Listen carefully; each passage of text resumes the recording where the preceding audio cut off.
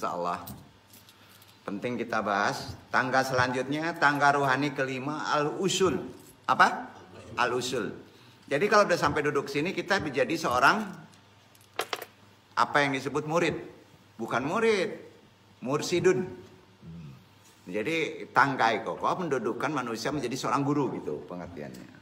Nah, tentunya arti tangga ini adalah terkait dengan tangga rohani kelima, yaitu al-usul. Arti al-usul itu pokok usul. Pokoknya ini, usulnya ini, gitu kan? Artinya usul itu pokok. Dalam Tanbih Al-Masih, perjalanan para sufi dalam meraih ridha Allah yang dirumuskan tanbih ini oleh Syekh Abdul Rauf Al-Sinkili. Assalamualaikum warahmatullahi wabarakatuh. Waalaikumsalam warahmatullahi wabarakatuh. Alhamdulillah summan hamdulillah wa syukurillah wa hayyu wa syarubbi ma syai'atillah. Asyhadu alla ilaha illallah wahdahu la syarikalah wa asyhadu anna Muhammadan abduhu wa rasuluhu nabi bada. Allahumma sholli wa sallim wa barik ala sayyidina wa maulana Muhammadin sahibis syafaat wa ala alihi wa sahbihi wa tabi'in wa man tabi'ahum bi ahsanin ila yaumil qiyamah. Subhanaka illa ma alamtana innaka antal alimul hakim. Berdoa gitu. Rabbi syori sodri wa yasirli amri wahlul udatam lisani yafqahu qawli. Ya Allah, mudah-mudahan pentalim dan yang ditalimi dimudahkan segala urusannya, dikuatkan segala cobaan hidupnya, dan Allah meridhoinya. Amin amin ya rabbal alamin. Wajali wajiro min ali robbana blana min ajwajina wa kuriyatina qurrata ayun wa ajalna lil muttaqina imama. Amma badu. Sadatal masyayikh, ikhwan seluruhnya, para alim, para guru, wabil khusus Syekh Abdul Rauf Al-Sinkili sebagai pengarang risalah yang kita bahas hari ini. Yang sedang kita bahas tentunya Tanbih Al-Masih, 100 tangga ruhani menuju ridho ilahi. Semoga Allah memuliakan dan meridhoinya. Juga tidak lupa jajaran murid-murid beliau, khusus Al-Mukarram Syekh Burhanuddin Tuanku Ulakani, serta tidak lupa pula Sohibul Wafa Tajul Arifin Suralaya yang selalu kita banggakan dan kita muliakan. Kita kirim Al-Fatihah. Al-Fatihah. A'udzubillahi minasyaitonirrajim. Bismillahirrahmanirrahim. Alhamdulillahirabbil alamin. Ar-Rahmanirrahim. Maliki yaumiddin. Iyyaka na'budu wa iyyaka nasta'in. Ihdinas siratal mustaqim, siratal ladzina an'amta 'alaihim ghairil maghdubi 'alaihim waladdallin. Alhamdulillahirabbil alamin. Wajali wajiro min ali, khusus jamaah iwan ya MAA, dan sebagian mengikuti secara ikhlas di majelis yang mulia ini malam ini. Mudah-mudahan seluruhnya selalu dikaruniai hidayah, maunah, maghfirah, rahmah, barokah, ridha Allah Subhanahu wa taala. Manusia zaman kini kan serakah, Pak. Kalau doa panjang. Ridho iyo banyak piti iyo, amanah iyo ndak kan? Minta ke yang kaya kan boleh, ya kan? Nah, betul Pak, hidayah, maunah, maghfirah, rahmah, barokah, ridha Allah Subhanahu wa taala. Alah itu dulu nak, bukan takut cangok benar nak. Nah, ya kan? Nah, kalau mintanan baik kan boleh banyak Pak. Betul kan? Mudah-mudahan semuanya yang ikhlas ikut berselawat. Kita tadi udah berselawat, berdoa, berzikir, bertolibul ilmi, mengaji, dikaji.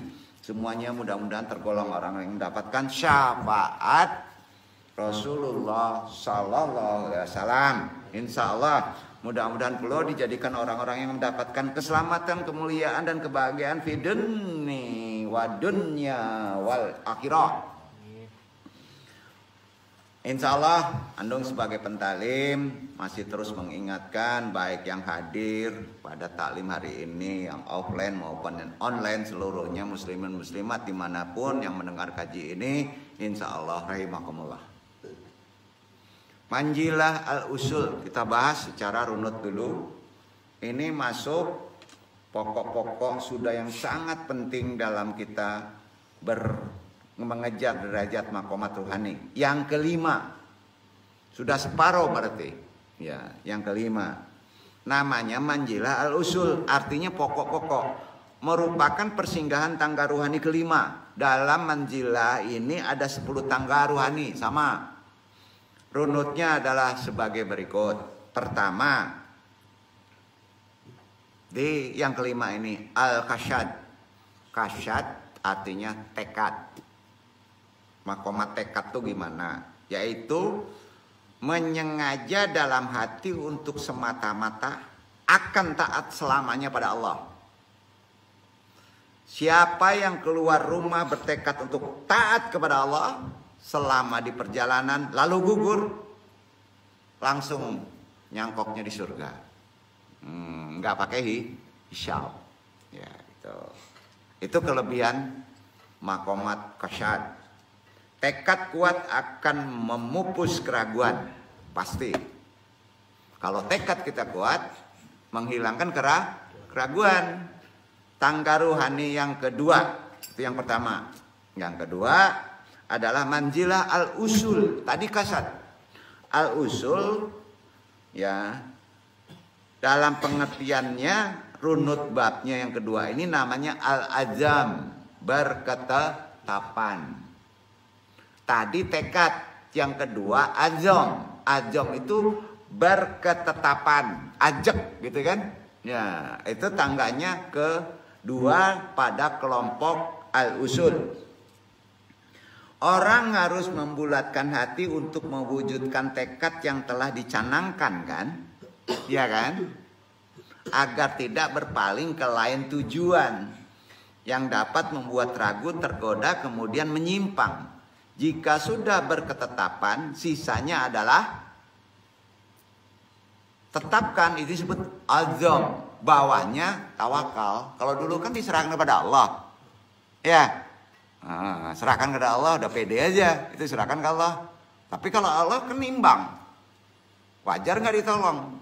Ya. Maka di sini ada hak yang disebut azam. Bukan tawakal lagi. Namanya azam. Itu yang kedua. Belum ada bahas. Runut tangga, namanya tangganya dulu. Yang ketiga adalah al-iradah. Pernah dengar iradah? Iradah itu kehendak. Iradah, iradahmu ya Allah, kehendakmu ya Allah, gitu ya. Makomatnya iradah, yaitu memenuhi ajakan kebenaran. Selalu ada ajakan kebenaran di mana saja. Di tempat yang semaksiat mungkin selalu aja yang membawa kebenaran. Bahkan tubuh kita membawanya ke kebenaran aja. Jadi kayak otomatis gitu, kita tidak akan dijerumuskan. Itu al-iradah makomatnya. Jadi iradah menyetir tindakan dan perilaku selalu kepada membawa kebaikan. Itu iradah. Kehendak buruk pasti lari dan menjauh. Setiap orang berbuat menurut keadaannya masing-masing kan? Secara awam. Betul kan? Antum semua bertindak berbuat sebetulnya menurut keadaannya masing-masing kan? Kalau sudah sampai makomat ini, antum seperti ada iradah, kehendak untuk menuntunnya kepada yang baik. Itu maksudnya. Nah, karena itu iradah ini termasuk makomat yang ketiga yang sangat tinggi. Seperti kita diatur hidup. Karena itu Allah berfirman, dasarnya istidlal dalilnya al-iradah adalah Quran surat Al-Isra ayat 84 dibaca. Itu yang anu bahas.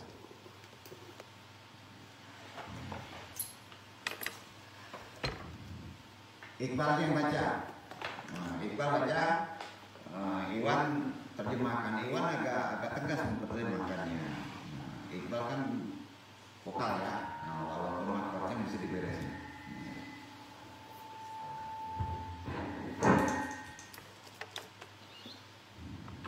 A'udzu billahi minasy syaithanir rajim. Bismillahirrahmanirrahim.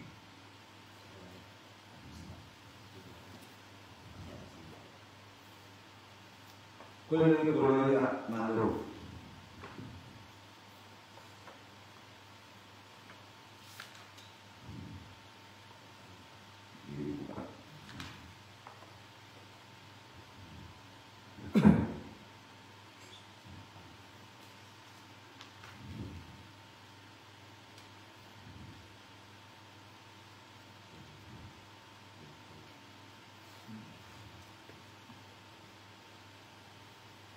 قل إن اجتمعت من ربك قل إن اجتمعت الإنس والجن على أن يأتوا بمثل هذا القرآن ليأتون بمثله ولو كان بعضهم لبعض ظهير.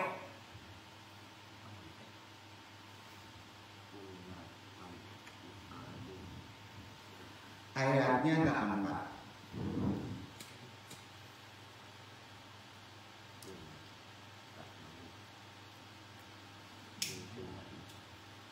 كل يعمل على شاكلته فربكم أعلم بمن هو أهدى سبيلا. Katakanlah, tiap-tiap orang berbuat menurut keadaannya. Katakanlah, tiap-tiap orang berbuat menurut keadaannya masing-masing.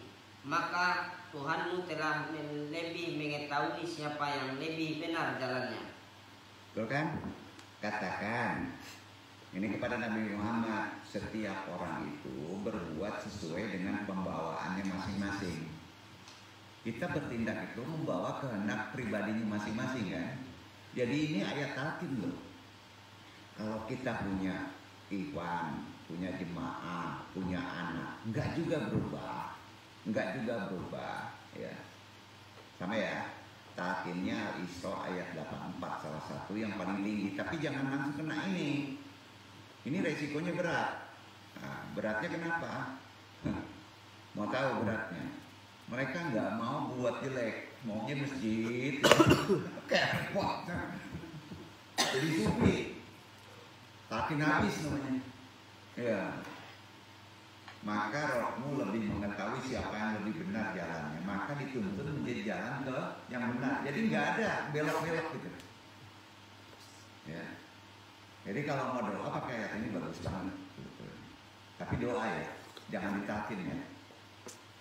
Ya, kalau talqin kan dikenakan sifat tadi. Bayangkan setiap orang itu berbuat sesuai dengan pembawaannya masing-masing kan. Betul kan? Nah, maka roh tahu itu siapa yang lebih benar jalannya. Apakah harus melalui jalan Allah masuk? Itu pasti benar kan? Nah, itu maksudnya. Keempat, makomat keempat namanya al-adab. Ya. Pada kelompok kelima tangga rohani ini usul namanya al-adab. Adab tahu ya, adab ya. Nah, yaitu menjaga batas-batas keseimbangan. Itu adab antara al-ifrah dan al-tafrid. Al-ifrah itu enggak adab yang umum ya, beda ini makomat nih. Yang pertama al-ifrah itu berlebihan dalam beribadah. Dianggap enggak beradab. Karena manusia itu kan perlu ada ibadah sosial. Ya. Jadi enggak boleh berlebihan ibadah. Ada hak sosial, harus nikah, harus cari uang kan ya. Nah, diatur. Jadi ada keseimbangan, makanya adab itu bisa menjaga batas keseimbangan manusia. Ya. Nah, hati-hati kalau kita mempelajari tasawuf, kita nggak boleh bergaul dengan kacau tuh, nggak bisa begitu. Kenapa kalau menciptakan iblis? Kenapa kalau menciptakan orang kafir? Ini kan, betul kan? Itu untuk kita pergauli, tapi kita sebagai ujian apakah kita bisa memperbaiki dia atau kita setidaknya tidak seperti dia, gitu loh. Itu al-ifrah. Sedangkan al-tafrid, enggak itu. Yang kedua, menyepelekannya artinya menempuh jalan tengah, tidak terlalu khawatir, putus asa dan tidak terlalu optimis. Jangan terlalu optimis dengan ayat ini saya berhasil. Jangan terlalu khawatir kalau anak begini nanti murtad gedenya, jangan. Ada campur tangan Allah di situ. Keseimbangan rohani itu harus tinggi. Itu ada makomnya di al-adab dalam konteks usul. Pemahaman dulu ya, pemahaman dulu. Itu yang keempat. Yang kelima, dari tangga rohani kelima, manjilah dari Syekh Abdul Rauf Al-Sijili adalah al-yakin. Yakin udah tahu ya. Yakin pengertian di sini sangat tinggi loh. Berbeda dengan yakin seperti biasa. Yaitu tumanina, meyakini perkara gaib. Akhirat, surga, neraka yang disampaikan Allah dan Rasulnya diyakini, nggak ada dibahas di kepala. Jadi ini belum dikata yakin di sini taklid. Kalau kata Allah itu surga begitu, neraka begitu, Allah mengatakan begitu, Rasul hadis sahihnya mengatakan begitu, nggak boleh bekerja kepala. Itu disebut ya yakin, duduk ya. Beda itu kelima ya. Orang yakin tidak berlebihan memuji yang memberi. Itu yang itu. Tidak mencaci orang yang tidak berbagi. Paham ya? Jangan, kalau orang itu tidak berbagi, tidak memberi, jangan caci. Ya. Itu makomatnya sudah yakin sebetulnya. Keenam, dalam tangga rohani kelima, Tambi Al-Masih Al-Sijili dalam bab usul yang keenam tangga rohaninya adalah al-uns, artinya ramah. Nah, ramah itu susah. Ramah itu kan tuntutan di alun ini ikhlas.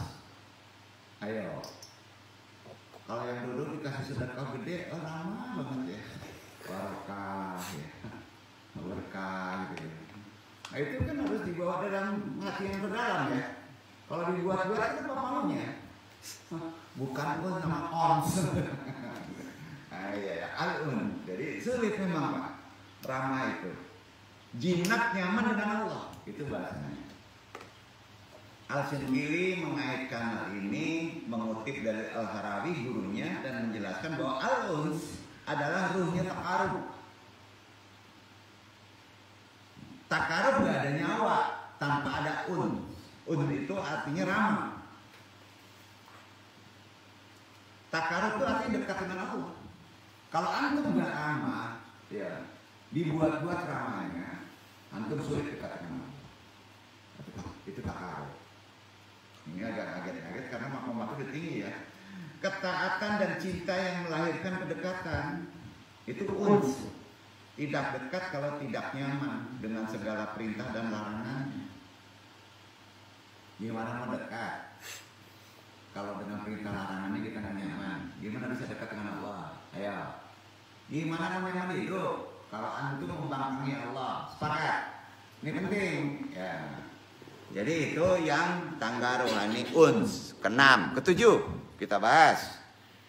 Dari tangga Tanbi Al-Masih yang kelima ini, namanya az-zikir atau al-zikir. Artinya mengingat. Ini bukan zikrullah ya. Ya, hakikatnya ingat itu kepada Allah. Tapi al-zikir di sini mengingat. Boleh aja ingat siapa? Ingat pacar, ingat calon istri. Ini bisa kan? Mengingatkan banyak. Yaitu amaliyah yang mendekatkan kepada al-haq. Tapi mengingat yang baik. Membersihkan diri dari lalai dan lupa. Kalau banyak ingat kan, ya dalam sesuatu hal kita fokus. Ya, makomatnya sebenarnya ini sangat berat. Zikir bisa dilakukan dengan kalau kepada Allah, jahar, zahir. Kalau samar, kopi, itu kepada Allah. Tadi tidak pakai kopi, pakai kopi susu. Kaku banget ya. Ada satu zikir yang benar-benar dizikir mengingat pengertian di makomat ketujuh ini adalah zikir hakiki. Namanya zikir hakiki.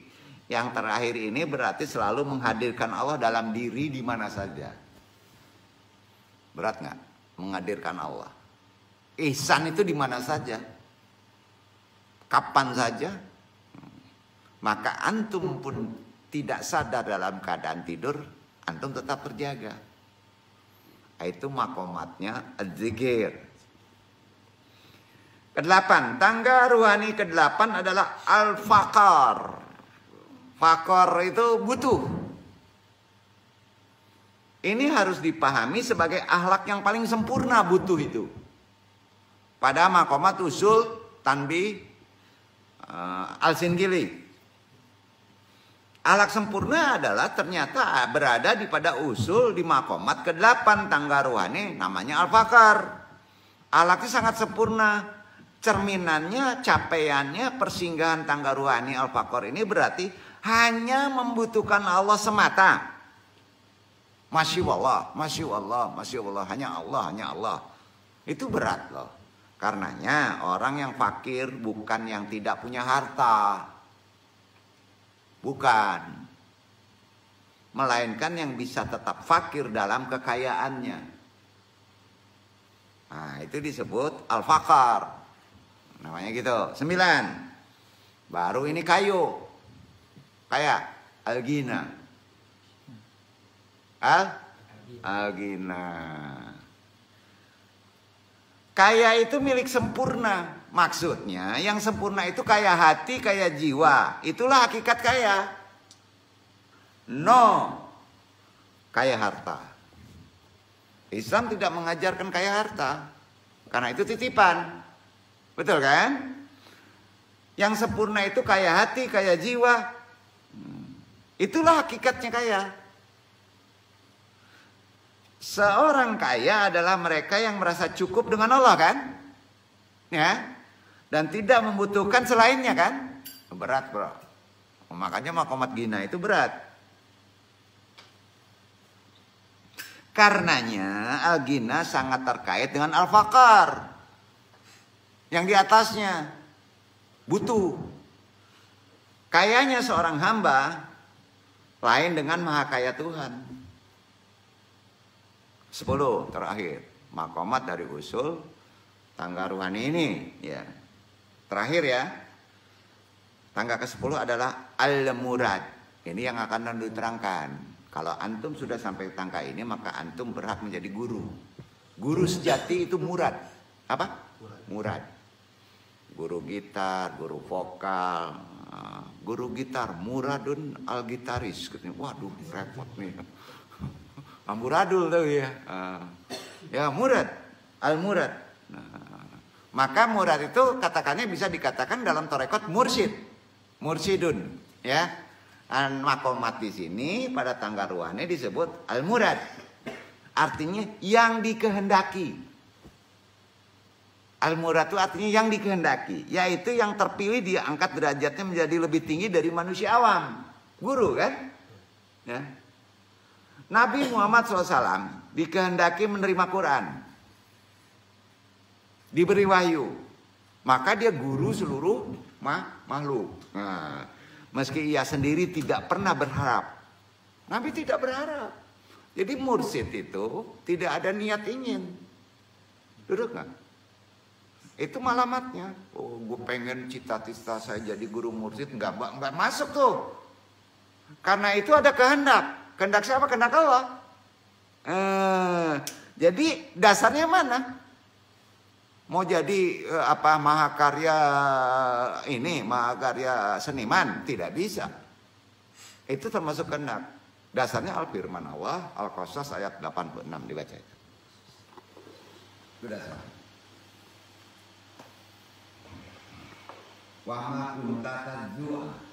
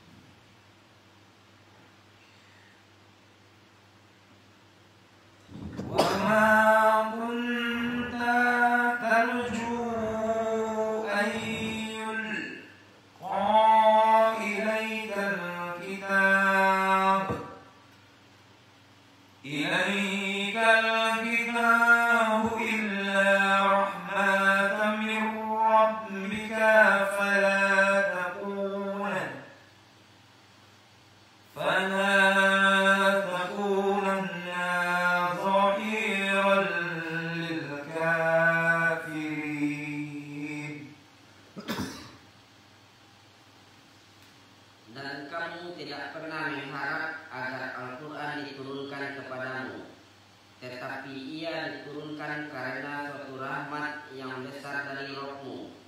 Sebab itu janganlah sekali-kali kamu menjadi penolong bagi orang-orang kafir. Paham? Jangan meminta jadi guru.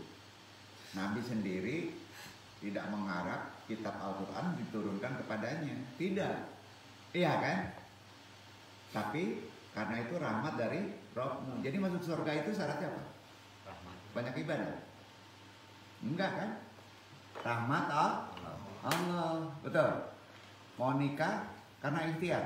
Bukan rahmat Allah. Itu maqamat paling tinggi. Tidak ya? Jadi niatkan rahmat Betul. Betul. Ini enggak. Levelnya begini, syaratnya begini. Itu kan rahmat Allah. Itu ngedikte Allah. Dudukin maqamatnya. Jadi gimana tuh? Betul kan? Itu yang terakhir. Al-murad. Maka antum menjadi apa? Wali, khalifah, pemimpin. Murad. Engkau tidak pernah mengharap itu. Itu karena itu wali itu rahmat Allah. Ya. Itu sebabnya setiap murid. Ini murid. Antum di bawah murid, tapi bisa juga di atas murid. Muradun. Begitu. Jadi kalau di tarekat namanya apa? Murid itu. Salik. Apa? Salik. Tujuan akhirnya apa? Seorang murid itu. Tujuan akhirnya maqamat al-murad. Tuh, jadi antum tujuan terakhir belajar sini jadi murad. Untuk menjadi murad memerlukan tahapan yang tadi. Tek. Berat gak? 50 tahapan. Enggak sembarangan jadi mursyid. Mursyid. Udah sampai mana antum? Tawakal aja belum. Pusing. 50 loh tahapan harus ditempuh. Maka mereka itu berhak menjadi mursyid. Kebayang gak Abah Anom udah dianggap mursyid? Mulianya dia. Udah maqamat berapa dia? 50. Yang duduk makanya gak berani menyebut mursyid. 100 orang menyebut mursyid belum tentulah. Saya sendiri tahu kok. Maqamat 20 aja bengek awak. Betul gak? Iya kan? Insya Allah yang penting kita ya dihisap menang. Masuk surga. Ya. Itu sebabnya setiap murid salik tujuan akhirnya adalah al-murad. Paham ya? Al-murad adalah guru sejati. Insya Allah menjadi guru sejati berarti harus hadir sebagai sosok yang disadari dalam konteks syariat. Awalnya memang memiliki niat untuk menjadi al-murad. Berjuang, ikhlas, berkorban dalam hal mendidik. Berat gak? Nggak digaji tetap aja berkorban. Yang penting kita akan menjadi al-murad. Jadi kalau misalnya Iwan Iqbal gitar itu nggak digaji, ikhlas. Berat bro. Makomatnya, anu bayangin makomat ya. Berat kan? Jadi nggak secetek itu gitu. Ya. Pada masa dahulu orang tua memang akan berusaha menemukan guru sejati bagi putra putrinya. Makanya orang dulu di mana ketemu mursyid untuk belajar. Alhamdulillah yang duduk ini pernah berguru kepada mursyid. Lah antum mursyid yang mesti dibayar kan? Iya. Di akademi, di UIN aja mesti dibayar kan? Coba kalau nggak dibayar dia mau ngajar kita? Berat bro. Ya. Maka hasil ilmunya transaksional. Tuh. Itu. Dulu orang tua dulu begitu. Kalau ketemu mursyid, biar dia dititipin situ. Putra putri tuh. Sekarang orang tua kebanyakan tidak lagi peduli soal guru kan? Yang dilihat lembaganya, mentereng nggak, ruangnya ber-AC nggak, bertingkat berapa nih? Yang lulusnya udah banyak nggak yang keren-keren pada kerja? Kok itu perbandingannya? Bukan ke situ perbandingannya. Maka jangan khawatir. Kalau antum misalnya kuliahnya sampai segitu, yang penting moralnya tinggikan. Makomat rohaninya tinggikan. Jadi sekarang orang tua kebanyakan tidak peduli soal guru. Tapi sekolahnya bagaimana, mulai dari gedung hingga fasilitas yang ditawarkan. Tetapi harus jujur, kita akui murid dari guru-guru masa lalu sangat luar biasa. Mereka memiliki mental juang, semangat mengabdi, berkiprah bagi umat, rakyat, bangsa, dan negara. Mendidik, menjadikan sosok yang teguh, sabar, siap juang dalam mempertahankan kebenaran, membela Islam secara praktis. Itulah guru sejati. Sosok yang kehadirannya di kelas itu dihormati, ketiadaannya dirindukan oleh murid. Sekarang kalau guru nggak hadir, kita bersorak kan? Alhamdulillah. Beda lagi. Ya, tugas-tugas ucapannya diperhatikan, bahkan diulas oleh murid-muridnya kan? Omongan gurunya itu langsung diulas. Kapan guru seperti itu hadir di zaman sekarang? Ayo, antik nggak? Karena nggak mengikuti jalan rohani. Dianggap nggak ada kaji manjilah tadi.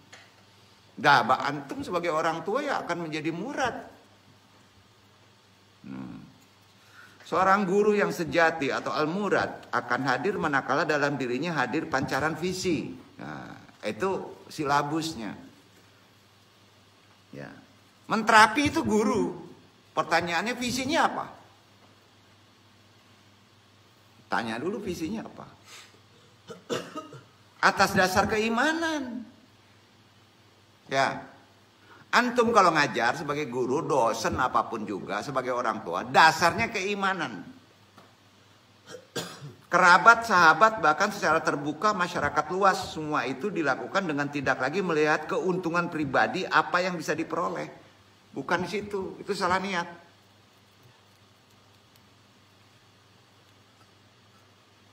Orientasi yang dibangun dalam dirinya dikala harus mendidik adalah sebanyak-banyak manusia semoga memahami seruan Islam. Ini khusus untuk pendidik, penterapis. Insya Allah akan mendapat hidayah. Pantas jika kemudian para sahabat yang menuntut ilmu kepada Nabi SAW semuanya berkarakter luar biasa. Baik dari sisi kecerdasan intelektual maupun akhlak, semangat perjuangan dakwahnya ke seluruh penjuru dunia. Jadi secara teori, murid-murid zaman sekarang, aduh belum seberapa deh bro. Ya kita bisa nyalain guru ya. Iya kan? Ya susah bro ngajarinnya. Ya. Secara teori kekinian mungkin semua itu bisa digambarkan melalui karakter yang harus ada pada diri seorang guru, mulai dari profesional, totalitas, apakah bisa diteladani, dan mengerti tantangan masa depan, sehingga murid-murid yang dididik siap menjadi pemimpin di masa depan, kan gitu bahasa kerennya. Karenanya, mendidik secara ajaran Islam, sifatnya sejati, al-murad. Harus dikejar dulu makomat ruhani tadi. Ya, untuk bapak-bapak yang akan menikah, hati-hati bahwa bapak akan menjadi al-murad. Jangan sepelekan. Bukan semata dalam kelas, tetapi juga kehidupan itu sendiri. Libatkan murid kita dalam tantangan hidup. Jangan ditolong. Libatkan, karena di situ tarbiyah tertinggi. Ada pepatah barat. Orang barat aja tahu kok. Anu nggak ngerti ya, tolong terjemahkan. Orang sekarang kan ngerti. If you tell me, then I will forget. Nah, if you saw me, then I make remember. But if you involve me, then I will understand.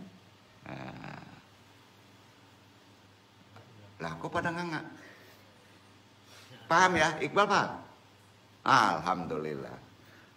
Maksudnya memberikan keterangan bahwa penyampaian pembelajaran di kelas tidak boleh sekedar bernuansa telling dan showing. Bukan begitu. Bukan show aja. Ini show ke show asal keren. Yang asik kan diri sendiri. Orang lain masih asik gitu. Apa namanya istilahnya? Nah, ini penting. Maaf ya. Bukan showing aja. Telling. Bernuansa harus telling dan showing. Tetapi juga harus mengarah pada upaya langsung melibatkan murid itu sendiri. Kalau kita sebagai penyanyi, yang lain harus juga ikut nyanyi. Betul kan? Kalau nyanyi sendiri gimana? Makomatnya kejar bro. Kemana ngaji? Ini bener ini. Ini bener ngaji ini. Iya. Langsung libatkan murid. Ini berarti guru sejati harus berupaya dapat menjadi pemacu munculnya kecerdasan murid dengan cara tidak saja mereka mendengar, tidak saja mereka melihat, tapi juga merasakan keterlibatan. Bukan antum yang nyanyi juga ikutnya nyanyi. Ayo, nyanyi sendiri, yang lain pada ngopi, ngobrol, nggak kaci, nggak asik. Setuju Pak? Yang lain mesti asik juga, terlibat masuk ke dalam. Paham ya? Nah, pengen kayak gitu? Kejar makomat sampai 50. Wawasan dulu ya, wawasan dulu ya. Begitu. Disinilah guru sejati akan terlihat karakter aslinya. Yaitu pejuang sejati yang dalam hal apapun tidak mendidik, melainkan muridnya merasakan langsung pengalaman indah bersama gurunya. Waduh, berat deh. Gak ketemu guru kayak gitu ya. Antum kalau merasakan berhadapan langsung cuma Al-Bah Anom, antum gak mau pulang. Benar. Yang duduk ngerasainnya. Biar gak sekolah. Walaupun dia di kamar, yang penting ada. Begitu karismanya. Ini yang duduk ngerasain. Sekarang ketemu nggak guru kayak gitu Pak? Nggak kan? Jadi memang hebat orang-orang dulu yang diteladani itu. Itu yang disebut guru sejati atau yang bermaqamat apa tadi? Al-Murad. Nah. Lebih dari sekedar itu, murid-murid siap menjadi pribadi yang tahan banting secara mental, ulet dalam perjuangan, terlibat dalam upaya pembangunan kehidupan umat, rakyat, bangsa, dan negara. Terlalu keren ngomongnya. Guna di masa mendatang. Kan gitu. Ya. Lantas sudah siapkah kita menjadi guru sejati? Al-Murad? Itu yang penting. Pertanyaannya itu. Tidak ada lain kejar makomatnya sampai tangga al-usul. Itulah pertanyaan yang penting kalau di Ando. Bukan mendengar tapi kita tidak, bukan jadi wawasan saja, usahakan mendekat. Gitu. Kalau kita mau jujur dan bertanya kepada diri sendiri, sekarang kita jadi guru ya, kan butuh ilmu. Interaksi aja.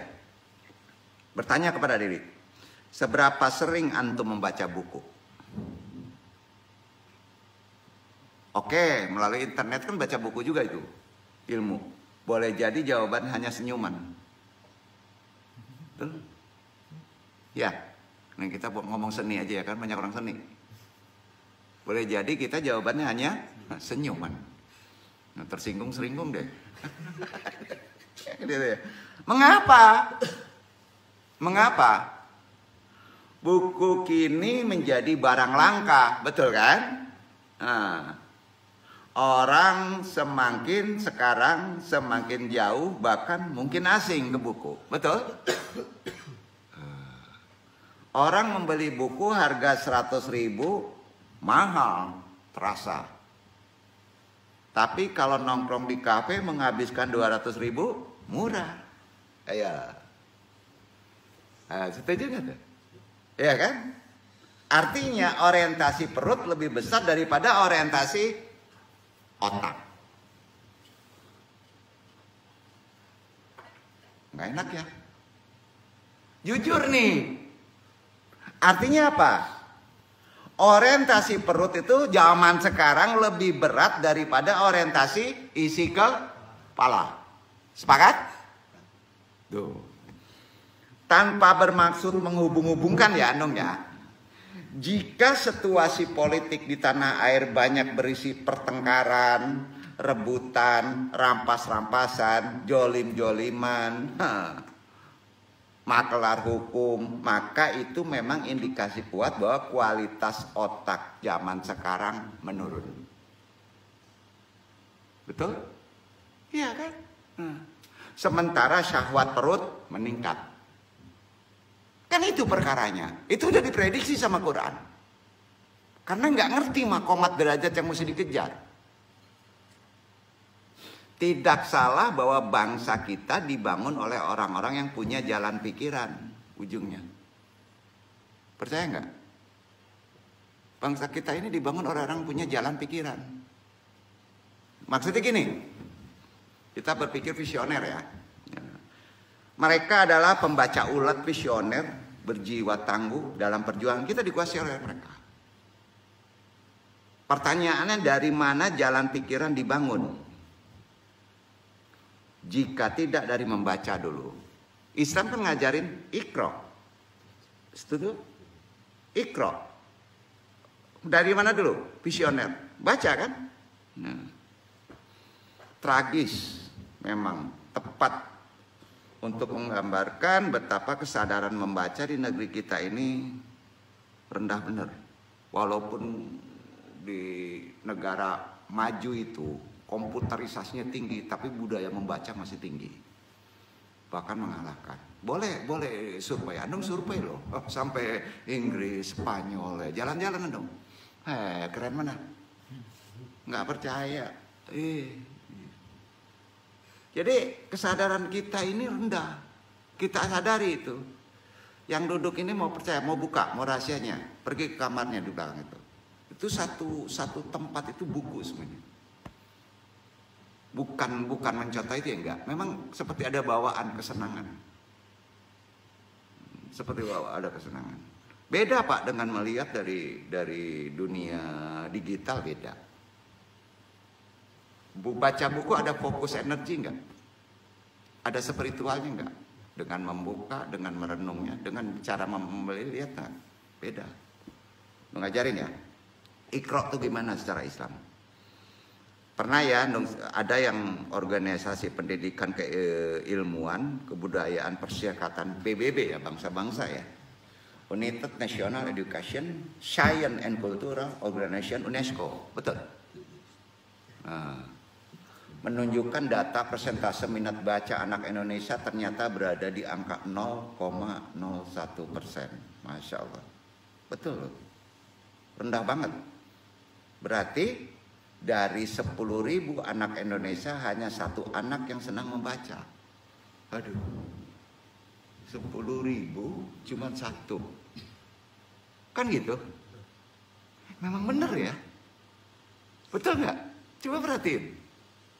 Nah, ada nggak kalau main rame-rame misalnya di satu hall orang yang baca buku? Jarang ya sekarang ya. 1. Tentunya hal ini memprihatinkan kan seharusnya untuk kita ya. Kemudian disebutkan bahwa minat baca di Indonesia berada pada urutan ke-63 dari 70 negara. Bucin. Masya Allah. Ini bukan ngejatuhin kita ya. Wajar ya kalau di atas pemerintahan juga kayak gitu ya.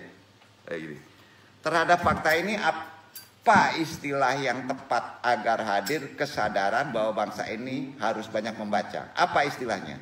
Langkah nyatanya ya. Lantas apa yang bisa kita lakukan setelah kejadian seperti ini? Kan itu. Apa sih? Untuk kita sendiri aja. 1. Pertama, mulai membaca buku yang kita miliki. Jika tidak ada rasa cinta, nyaman, enjoy, cobalah berjuang paksa untuk memulai membaca. Itu rahasianya. Ya, membaca walaupun sedikit dalam sehari seperti perokok berat. Tahu perokok berat? Ya. Awal kali menghisap asap rokok, antum semua batuk-batuk kan? Ya. Tapi karena ada usaha, akhirnya asap itu pun dirasakan nikmat kan? Iya. Iya. Nah, pepatah mengatakan ala biaso de bisa. Betul kan? Jadikan candu. Kedua, niatkan membaca sebagai kepatuhan menjalankan perintah Allah. Betul. Kalau diri tidak sadar bahwa membaca itu penting dan mulai sadarlah bahwa perintah Allah yang pertama kepada Nabi Muhammad apa? Baca kan? Ajaran kita. Bahkan bukan membaca biasa loh. Membaca yang paling keren. Dengan nama Rob. Iqra bismi rabbika. Betul kan? Nah, ketiga. Sadar nggak bangsa ini pernah dijajah 3,5 abad Belanda, menurut sejarah ya betul tidaknya wallahu alam, oleh Belanda kan 3,5 abad katanya. Karena apa? Ketertinggalan kita dalam membaca. Percaya nggak? Bangsa kita lebih banyak membaca dan karena itu lebih banyak berpikir dan lebih pintar. Kalau begitu pasti akan mengungguli bangsa lain kan? Iya kan? Yang tidak lebih banyak membaca, berpikir dan lebih pintar kan? Ya. Nah, jujur kita akui, kita dijajah oleh Belanda karena kita kalah pintar dari mereka kan? Iya kan? Nah, maka perbanyaklah membaca di negeri ini, itu lebih baik, akan bisa berpengaruh dalam konteks Islam. Kalau ingin benar-benar hebat, antum berapa kali membaca Quran? Gitu ya. Di situ bukan lagi karena hikmah kepintaran, tapi di situ mukjizat. Ya. Membacanya pun harus mulai diarahkan dengan prinsip dasar Islam, Iqra bismi rabbika. Karena berpikir itu ibadah. Setuju? Berpikir ibadah nggak? Kalau kita baca Al-Quran, berpikir antum itu ibadah tinggi. Berpikir bagi kebanyakan orang hal yang sulit kan? Islam ngajarin gampang. Walaupun antum nggak ngerti, maka berpikir antum beres. Bahkan dapat bonus ibadah. Nah, makanya antum paksa baca Quran di sini. Walaupun antum nggak paham, antum jelaskan itu sudah ibadah. Membereskan memori kita yang penuh apa? Penuh komunikasi. Jadi ada talqin. Jadi udah jelas dengan catatan ia memiliki iman kan itu. Ya. Tujuan hidup yang mulia. Insya Allah aktivitas berpikir kita akan memberikan manfaat. Apa yang menjadikan bangsa Indonesia suka mengutip ungkapan bangsa-bangsa Barat? Kan banyak. Seperti tadi kan mengutip tuh orang Barat. Apalagi anak sekarang. Utamanya tidak lain karena mereka terus memproduksi pikiran lalu membagikannya. Kita bisa dijajah Belanda, Jepang itu karena mereka lebih pintar, banyak berpikir, membagikan pikirannya dari bangsa ini, betul? Ah, tuh. Sampai-sampai Ibnu Khaldun menyampaikan, bangsa yang terjajah akan mengikuti perilaku dan gaya hidup bangsa orang yang menjajah. Dalam kata lain, jika kita tarik dalam konteks individual, orang yang tidak pernah mau memproduksi pikirannya sendiri, maka ia akan hidup atas pikiran orang lain. Syukur kalau pikiran yang diikuti benar. Makanya jangan dulu bangga kalau dia tidak ngerti Islam. Bisa jadi pola pikir ateis walaupun imannya ada. Gitu kerasnya. Kita sering tidak menyadari bahwa itu kadang-kadang masalahnya logika. Bahaya nggak? Nah, jadi sekarang timbul pertanyaan. Bagaimana agar seseorang itu tidak mudah rusak pikirannya dan mengakibatkan galau dalam kehidupan sekarang? Jawabannya, berpikir orang yang galau tanpa kurang berpikir. Berpikir orang yang galau tanda kurang berpikir, bukan tanpa, tanda kurang berpikir. pikiran diproduksi lalu dibagikan untuk manfaat luas. Padahal dengan berpikir ia akan mengerti duduk permasalahan. Sehingga dikala mengambil keputusan melangkah ia akan memiliki keyakinan kuat. Tak akan terpengaruh oleh kanan kiri, tapi terus melangkah ke depan. Mewujudkan apa yang diyakini diimplementasikan dalam bentuk pemikiran. Nah, media sosial itu bukan sebatas ruang untuk saling sapa di dunia maya. Kan sekarang banyak yang kecanduan di medsos. Itu bukan arti kata saling bersapa di seluruh dunia maya, bukan. Tapi medan yang menarik untuk membagikan pikiran, kuasai. Islam bagikan ke orang yang lain, betul kan? Dengan metode antum. Jadi sebenarnya bagi yang paham dunia komunikasi, dong tunjukin Islam udah ngajarin. Media sosial adalah ruang untuk membuat pikiran dan membagikannya. Jangan dibid'ahkan, memang itu bid'ah, tapi bid'ah hasanah. Setuju ya? Tapi cobalah robah. Adalah ruang untuk membuat pikiran dan membagikannya, bukan kita menerima. Terdoktrin antum, betul nggak? Nah, orang kebanyakan membagikan apa yang dimiliki kan? Kalau bagikan apa yang dimiliki, betul kan? Nah, orang kebanyakan bagikan kan begitu. Seharusnya kan media sosial sebagai sarana membagikan apa yang saya pikirkan. Itu yang benar. Yang duduk coba itu.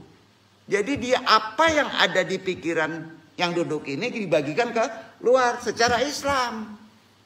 Nah, gitu. Sehingga orang lain dapat mengambil manfaat.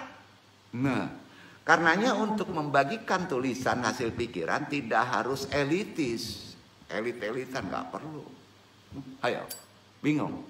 Sekarang kalau nggak dibagikan, kalau nggak elit, ya terpaksa ngutip dari barat lagi. Ya sama aja bohong.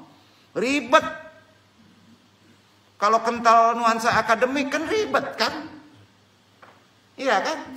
Percaya nggak ada yang populer sekarang? Bagus Baha.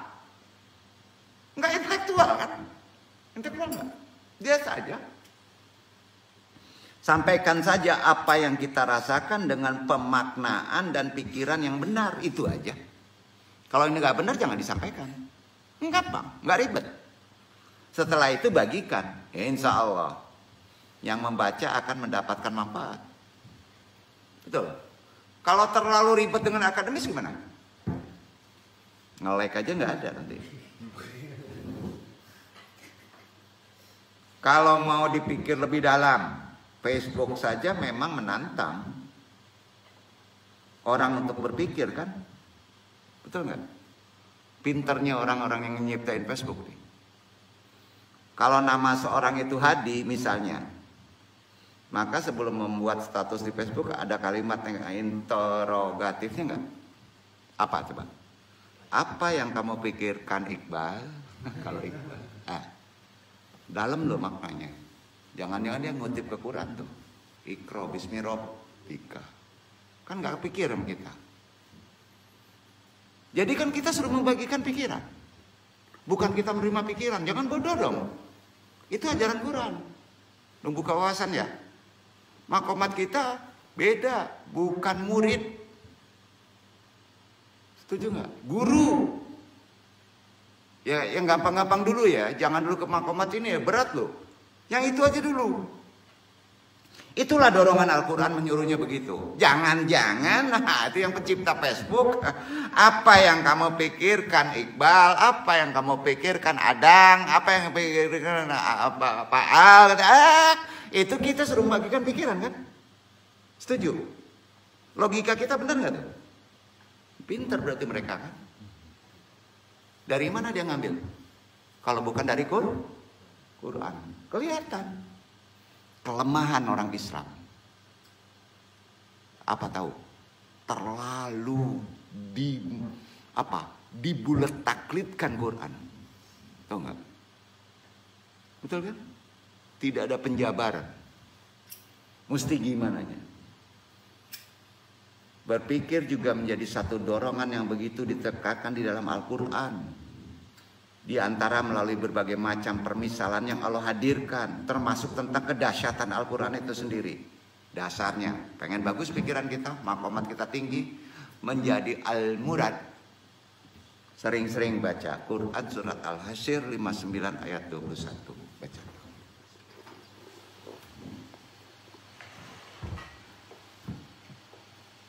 Lau anjalna hadzal Qur'ana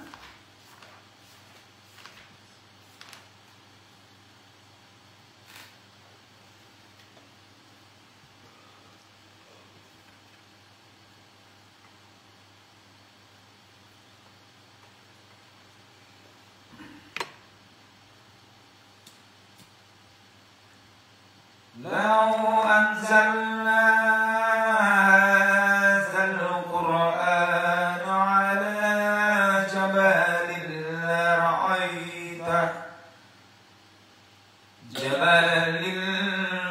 لرأيته خاشعا متصدعا من خشية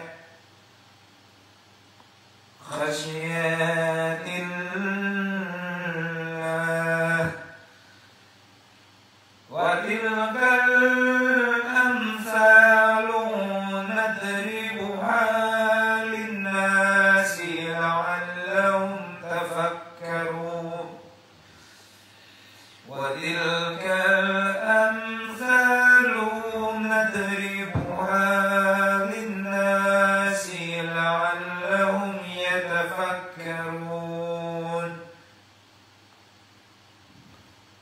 Kalau sekiranya kami menurunkan Al-Quran ini kepada sebuah gunung, pasti kamu akan melihatnya tunduk terpecah belah disebabkan takut kepada Allah. Dan perumpamaan-perumpamaan itu kami buat untuk manusia supaya mereka berpikir. Ayo, hebat nggak berpikir itu? Bisa pecah gunung. Tolak manusia. Sayangnya seorang Islam nggak ngerti kemujizatan berpikir itu. Bukan menerima, bukan diisi, tapi memberi. Duduk maksudnya. Ini benar loh. Nah, makanya ada orang diam telepati sampai tunduk ya. Kalam Abdullah dari pikiran, bukan dari hati. Kalam Abdullah itu dari pikiran yang benar. Jadi dengan demikian secara Islam berpikir adalah ibadah. Paling keren ibadah. Sebab dengan berpikir caranya gimana? Harus jangan berpikir. Gimana? Benar kan nih? Maksudnya apa? Karena selama ini pikiran kita nggak benar, maka dinolkan dengan la ilaha illallah. Berat nggak berpikir. Jadi Nagabonar bener itu. Tuh Nagabonar. Berhasil Nagabonar itu ngalahin penjajah karena tidak berpikir. Tuh kamu banyak berpikir, matilah kamu. Ayo. Nabi sebabnya nggak berpikir. Maka kita bisa berpikir secara Islam. Itu maksudnya. Jadi jangan dipikirkan itu. Yang penting Nabi isbat la ilaha illallah, nggak ada pikiran dua, jangan masukin gila, nggak berpikiran gila katanya kan. Bukan bersihkan. Jadi la ilaha illallah itu tahapan awal itu adalah membersihkan pola berpikir kita.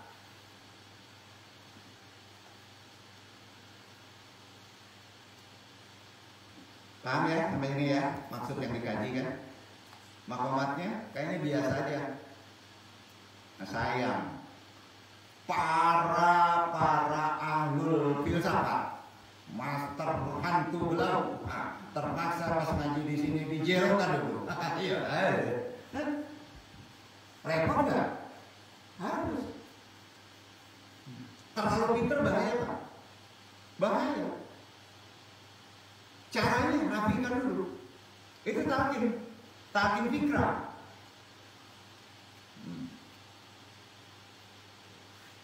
Apakah bisa itu dihadirkan dalam realitas kehidupan kita? Harus.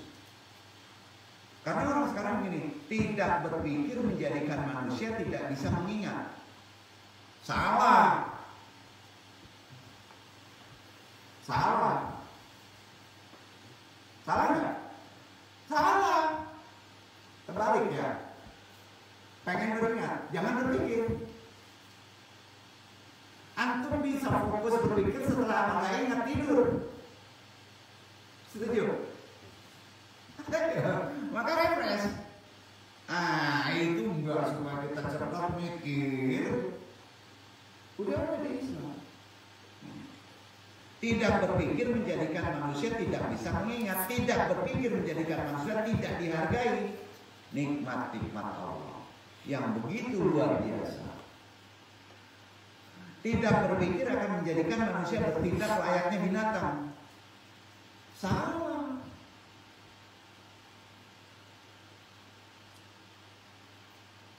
Artinya apa? Kaji kemarin Anu mencoba menjadikan akal asli, akal malaikat. Akal asli itu akal malaikat. Allah amat murka kepada manusia yang tidak menggunakan akalnya, bukan pikirannya.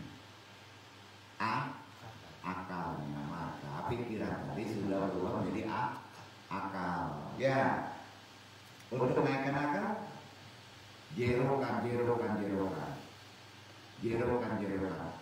10 ayat 100. 10 ayat 100. Takdirkan tubuh antum dengan 10 ayat 100. Baca. Yunus.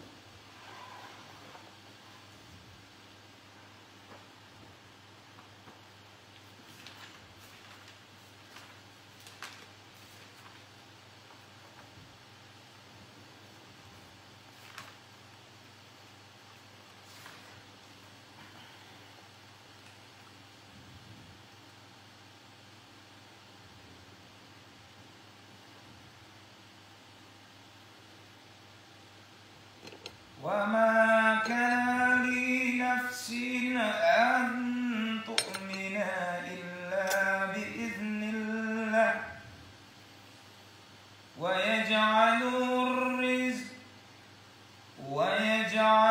الرجس على الذين لا يعقلون.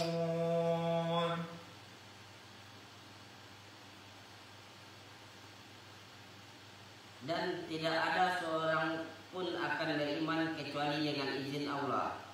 Dan Allah menimpakan kemurkaan kepada orang-orang yang tidak mempergunakan akalnya. Ya. Enggak pikirannya kan? Apanya?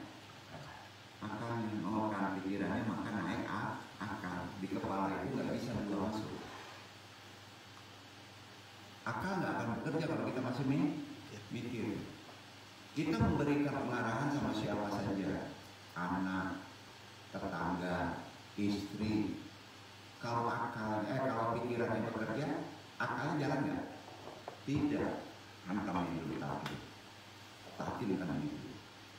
Maka latihan untuk membereskan akal yang menjadi sempurna itu bukan perkara mudah. Dia harus berani dulu. Harus dipimpin seorang mursyid yang benar. Pakat ya?